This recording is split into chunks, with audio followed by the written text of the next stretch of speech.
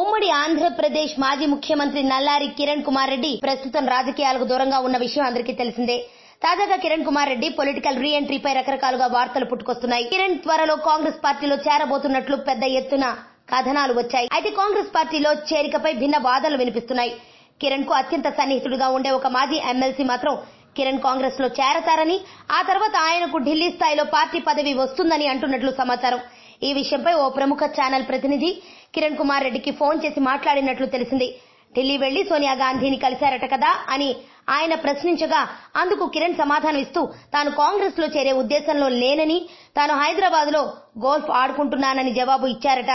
So Kiran Kumar Reddy ఇప్పట్లో రాజకీయాల్లోకి re entry ఇచ్చే అవకాశాలు కనిపించడం లేదని తెలుస్తోంది. ఆరోగ్యవంతమైన జీవితం కోసం మనం పాటించాలి కొన్ని నియమాలని. చిన్ని చిన్ని చిట్కాలతో చింతలేని జీవితాన్ని ఎలా గడపాలి అనే దానికి వీక్షిస్తూనే ఉండండి మన ఆరోగ్యం యూట్యూబ్ ఛానల్. మరిన్ని ఆరోగ్య సూత్రాలకు సబ్స్క్రైబ్ చేసుకోండి.